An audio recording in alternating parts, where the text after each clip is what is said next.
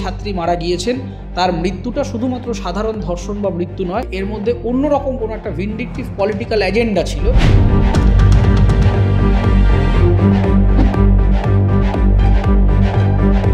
তো ওখানে sex racket, ছবি তুলে পর্নোগ্রাফিক সাইটে আপলোড করে দেওয়া, এই ঘটনাগুলো কিন্তু ইতিহাসে আছে।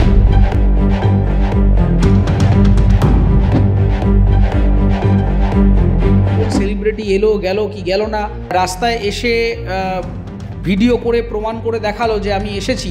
আমাদের প্রশ্নটা হতে হবে হচ্ছে যে প্রমাণ কোথায়, সিবিআই তদন্ত কিভাবে এগোচ্ছে এবং এই মৃত ছাত্রী জাস্টিস পাচ্ছেন কিনা। আরজি করে নৃশংস হত্যাকাণ্ডের শিকার হয়েছেন সেখানকারই চিকিৎসক পড়ুয়া। আর এই ঘটনার পর তোলপাড় হয়েছে রাজ্য, প্রতিবাদে ঝড় উঠেছে দেশ জুড়ে। আর এই প্রসঙ্গেই বারবার উঠে আসছে একাধিক বিতর্কের কথা, একাধিক প্রশ্ন উঠছে, দুর্নীতির অভিযোগও। এই আরজি করের বিষয় নিয়ে এবং নানান কিছু নিয়ে আমাদের সঙ্গে আজকে রয়েছেন অভিনেতা অরিত্র দত্ত বণিক। অরিত্র, আপনাকে স্বাগত। প্রথম প্রশ্ন, আপনি কি একটু নিষ্ক্রিয়, মানে আরজি কর নিয়ে আপনার স্ট্যান্ড পয়েন্ট কি অবস্থানে দাঁড়িয়ে আছেন আপনি? এটা কিন্তু একটা রাস্তাঘাটে, খোলা ময়দানে, পাবলিক প্লেসে হঠাৎ করে হয়ে যাওয়া কোনো ঘটনা নয়। একটা সরকারি ইনস্টিটিউশনে কাজ করছিলেন এবং সেই ইনস্টিটিউশনটা কিন্তু যে কোনো ইনস্টিটিউশন, একটা হাসপাতাল, যেখানে সুরক্ষা ব্যবস্থা আরও কঠিন হওয়া উচিত। কারণ শুধু চিকিৎসকদের প্রাইভেসি নয়, ওখানে পেশেন্টদের প্রাইভেসি আছে, ইনফ্রাস্ট্রাকচারের অনেক সিকিউরিটি আছে। এবং আরজি করের মতো হাসপাতাল কলকাতার বুকে, এটা কোনো গ্রামগঞ্জ মফস্বল বলে আমরা সেটাকে ছোটও করতে পারি না। তাহলে সেই রকম একটা হাসপাতালে বুকে বসে রাত্রেবেলা এরকম কতগুলো বহিরাগত লোকজন একেবারে অবাধে ঢুকে পড়ে সেখানে একজন কর্মচারীকে খুন করছেন, হত্যা করছেন, ধর্ষণ করছেন, হোয়াট এভার ইট ইজ, যাই করছেন, সেটা কিন্তু শুধুমাত্র একটা ধর্ষণ বা খুন নয়, এটা কিন্তু একটা প্রাতিষ্ঠানিক ফেইলিয়ারের দিকে ইঙ্গিত দিচ্ছে। যে প্রাতিষ্ঠানিক সুরক্ষার অভাব, মেয়েদের যে ওয়ার্ক প্লেসের যে ইনইকুয়ালিটি এবং তাদের যে সুরক্ষার অভাব, সেই জিনিসগুলোকে আমাদের কড়া হাতে দমন করতে হবে এবং সেইটা করবার জন্য একদম পলিটিক্যাল লেভেল রিফরমেশনের দরকার। তার কারণ দেখুন, আমি বিশ্বাস করি যে শুধুমাত্র খাতায় কলমে কিছু পলিসি আনলাম আর কিছু আইন আনলাম, সেইটা দিয়ে শুধুমাত্র কিন্তু এই সমস্যার সমাধান করা যাবে না। যতটা সম্ভব মেয়েদের রাত্রেবেলা কাজ কম দেওয়া যায় এরকম একটা জায়গা, এইটা খুব ডিসক্রিমিনেটরি স্টেটমেন্ট বলে আমার মনে করছি আমি। তার বহু তারকা তারা পথে নেমেছেন, তারা বারবার মুখ খুলেছেন, আপনাকে সেইভাবে এই সমস্ত মহামিছিলে কেন দেখা গেল না? কেউ যদি ধর্ণা করতে চান তিনি ধর্ণা করবেন, কেউ যদি মিছিল করতে চান মিছিল করবেন, এবং কোনো রকম স্ট্যান্ডার্ডাইজেশনে আমি বিশ্বাস করি না। মানে এইটা কোনো ভ্যালিডেশন নয় যে বহু মানুষ যারা কলকাতায় এসে মিছিলে অংশগ্রহণ করতে পারলেন না, তার মানে তার কোনো বক্তব্য নেই। অনেকেই জানে না যে আমি কিন্তু দীর্ঘ দিন ধরে প্রচুর চিঠি পাঠিয়েছি, এমনকি মাননীয় কলকাতা হাইকোর্টেও আমার চিঠি জমা পড়েছে। আমার ইলেকট্রনিক মেল এবং অফলাইন চিঠি আমি পাঠিয়েছিলাম, যেখানে আমার বিচারপতির কাছে কিছু অনুরোধ ছিল যে এই বিষয়গুলোকে যে পলিটিক্যালি সেটাকে ভ্যান্ডালাইজ করবার চেষ্টা হয়েছে, সেই দিকগুলোকে যাতে আইনিভাবে আরও নাগরিক সুরক্ষার কাজে আরও অপটিমাইজ হতে দেখা হয়, এই নিয়ে আমার লিখিত চিঠি রয়েছে। কে কি বললেন না বললেন এইটা দিয়ে সাধারণ মানুষের আন্দোলনের অভিমুখের কিছু ডিসাইড হয় না। যেরকম আমি এর আগেও আমার পেজে লিখেছিলাম যে অনেকেই হঠাৎ করে বলছিলেন যে অভিনেতা অনির্বাণ ভট্টাচার্য এই নিয়ে নিশ্চুপ কেন। দেখুন, অনির্বাণ ভট্টাচার্য বললেন কি বললেন না তার সাথে কিছু এসে যায় না যে জাস্টিস পাবে কি পাবে না। আমাদের প্রশ্নটা হতে হবে হচ্ছে যে প্রমাণ কোথায়, সিবিআই তদন্ত কিভাবে এগোচ্ছে এবং এই মৃত ছাত্রী জাস্টিস পাচ্ছেন কিনা। এবং সর্বোপরি আমাদের প্রশ্নটা হচ্ছে যে যারা এই ধরনের বিভিন্ন র্যাকেটগুলি চালাচ্ছে, প্রতিষ্ঠানগুলিকে কালিমালিপ্ত করছে, তাদেরকে বিদেয় করে একটা নতুন রকম সিস্টেম আনা। এবার সেইটা করবার জন্যে বিভিন্ন মানুষ বিভিন্ন পথ বেছে নিয়েছেন। রাস্তায় এসে ভিডিও করে প্রমাণ করে দেখালো যে আমি এসেছি, তার মানে যে নেই, এইটা দিয়ে করলে সাধারণ মানুষকে অনেক ছোট করা হয় বলে আমি বিশ্বাস করি। তার কারণ গ্রামগঞ্জে মফস্বলে বহু মেয়েরা তারা কিন্তু প্রত্যক্ষভাবে হয়তো মুখ খুলতে পারছে না বিভিন্ন রাজনৈতিক চাপে, প্রশাসনিক চাপে, কিন্তু তারা কিন্তু আমাদের থেকে অনেক বেশি পলিটিক্যাল এবং অনেক বেশি অ্যাক্টিভলি এই আন্দোলনে রয়েছেন, হয়তো অ্যানোনিমাসলি রয়েছেন। অনেক সরকারি চাকরিজীবীরা রয়েছেন যাদেরকে আমরা মিছিলে দেখতে পাচ্ছি না, কারণ চাকরির কিছু প্রোটোকলস রয়েছে। অনেক পুলিশ কর্মী রয়েছেন যারা হয়তো মুখ খুলছেন না মিডিয়ার সামনে। অনেক সাংবাদিক রয়েছেন যাদের অনেক প্রফেশনাল বাউন্ডারিজ থাকে, কিছু প্রোটোকলস থাকে, যারা হয়তো এক্স্যাক্টলি মনের কথা বলতে বা লিখতে পারছেন না, কারণ এডিটোরিয়াল পলিসির ব্যাপার থাকে। কিন্তু তারা কিন্তু ডেডিকেটেডলি বিভিন্ন রকমভাবে অংশগ্রহণ করছেন। ফলে কাকে কোন টিভিতে কোন মিছিলে দেখা গেল অথবা যাদেরকে দেখা গেল না তারা মানে কর্মহীন বা তারা নিষ্ক্রিয়, এইটা সম্পূর্ণ আমি মানে এটা বেসলেস। তার কারণ সত্যি কথা বলতে যারা মিছিলে হেঁটেছেন, মিছিল অর্গানাইজ করেছেন, আমি তাদেরকে ছোট না করেই বলছি তাদের থেকে অনেক বেশি রাজনৈতিক আন্দোলনে কিন্তু আছেন ওখানকার চিকিৎসকরা। যাকে নিয়ে বারবার প্রশ্ন উঠেছে, অনেকে বলছে তিনি নাকি মাস্টার মাইন্ড, তথ্য প্রমাণ লোপাটে। সেই সন্দীপ ঘোষকে দেখা গেল তারই সহকর্মী এক সময় আক্তার আলীর একটি অভিযোগের ভিত্তিতে সিবিআই গ্রেপ্তার করলো আর্থিক দুর্নীতি সহ একাধিক দুর্নীতি মামলায়। এই বিষয়টিকে আপনি কীভাবে দেখছেন? দেখুন, এই সন্দীপ ঘোষ ব্যক্তি সম্পর্কে যতটুকু আমরা শুনেছি, টিভিতে দেখেছি, কাগজে পড়েছি, তাতে এই লোকটি খুব একটি সুবিধাজনক লোক বলে আমার ধারণা হয়নি। এবং কেন ধারণা হয়নি তার কারণ হচ্ছে যে যখন সাধারণ কোনো গভর্নমেন্ট অফিসিয়াল তিনি যদি জেনারিক কোনো করাপশান করেন এবং সে যদি খুব পেটি ক্রিমিনাল হয়, যে ঘুষ নিয়েছেন বা কিছু ঝামেলা করেছেন, তাহলে কিন্তু এরকম বহু নিদর্শন আছে গভর্নমেন্ট তাকে যথেষ্ট উচিত শিক্ষা দিয়েছে, সাসপেন্ড করেছে, রাজ্য সরকারই করেছে।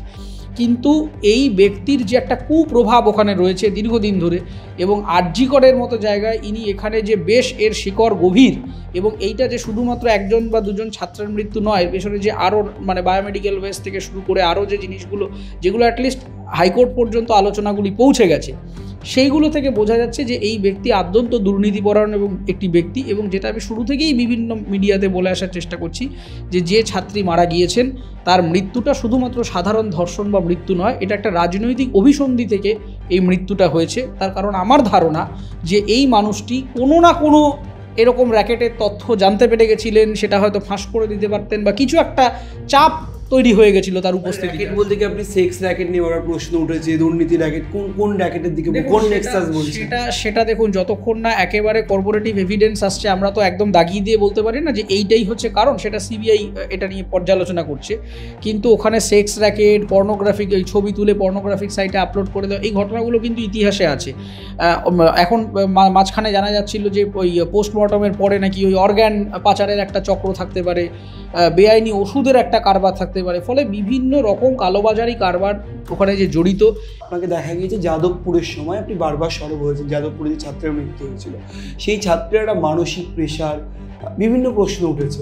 তিলোত্তমার মৃত্যুর ক্ষেত্রে তাদের আরজি করে যে চিকিৎসক, সেও তাহলে এই যে আপনি নিজেই বলছিলেন যে অনেকেই জেনে যেতে পারে, এই যে মানসিক চাপ, এই চাপের মধ্যে থাকাটাও, খুন হয়ে যাওয়া, সব মিলিয়ে এই মানসিক চাপের বিষয়টা কি থাকতে পারে বলে মনে হয় আপনার? বিভিন্ন সরকারি বেসরকারি প্রতিষ্ঠানগুলিতে যেখানে অ্যাটলিস্ট হোস্টেলগুলি রয়েছে, সরকারি হোস্টেলগুলোতে তো বটেই, সেখানে কিন্তু বহু মানুষ এরকম রয়েছেন যারা পাশ করে গেছেন, কোনো মানে আজ থেকে 5-10 বছর আগে পাশ করে গেছেন, ওখানে ঢুকে বসে থাকেন।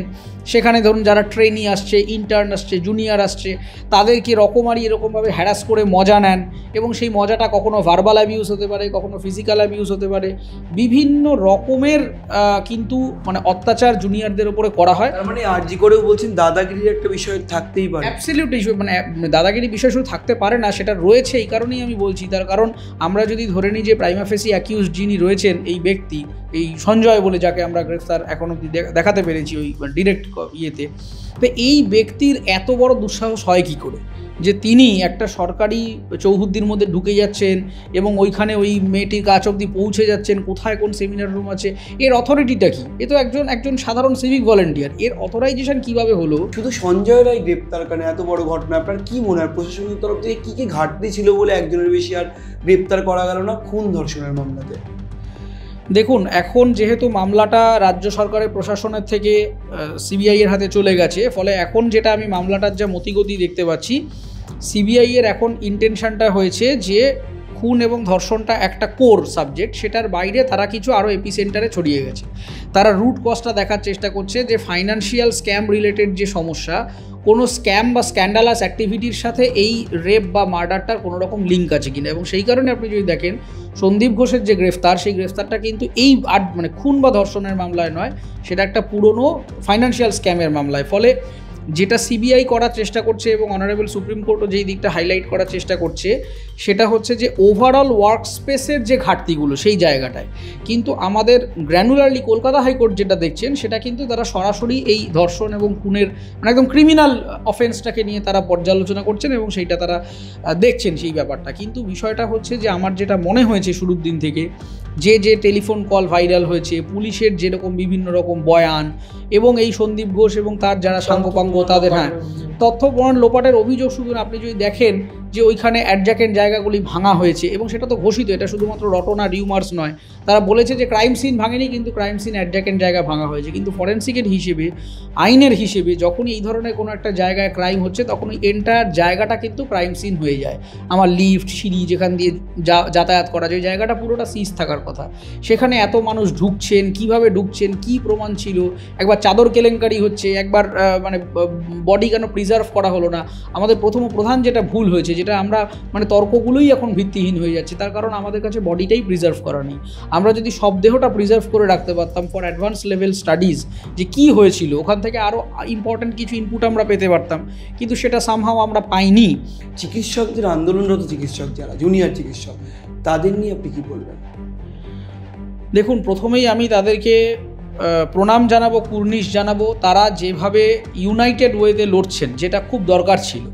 এবং আমি যতটুকু চিকিৎসক বন্ধু, আমার অনেক বন্ধুবান্ধব আছেন যারা বিভিন্ন সরকারি মেডিকেল কলেজে পড়েন, পাশ করে গিয়েছেন, তারা হয়তো বিভিন্ন রাজনৈতিক সংগঠন বা আদর্শে বিশ্বাস করেন, কিন্তু এই পার্টিকুলার পরিস্থিতিতে প্রত্যেকে কিন্তু একটা জায়গায় এসেছেন। এটা খুব ইম্পর্টেন্ট। যদি আমি একটা গোল অ্যাটেন্ড করতে পারি, তারা যে মানে ওয়ার্ক প্লেস সিকিউরিটির কথা বলছেন, ওমেন সেফটির কথা বলছেন, রাইট টু লাইফের কথা বলছেন, রাইট টু অকুপেশন উইথ ডিগনিটির কথা বলছেন, সেই প্রশ্নগুলো কিন্তু গুরুত্বপূর্ণ জায়গায় গেছে বলেই কিন্তু সুপ্রিম কোর্টকে আজকে কিন্তু সুমোটো কগনিজেন্স নিতে হয়েছে।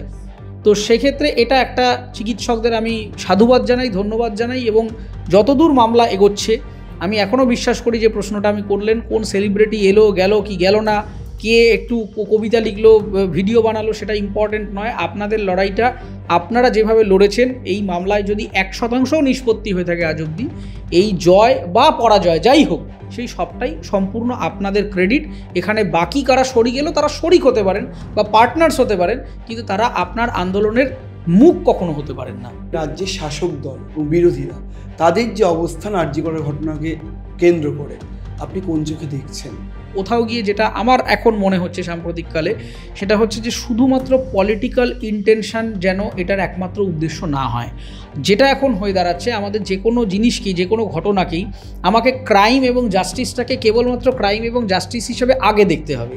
তারপর সেই জাস্টিসকে কেন্দ্র করে আমি যদি রিফর্ম করি বা পলিটিক্যাল রিফর্ম করি, সেটা নিশ্চয়ই হবে, সেটা একটা পার্ট।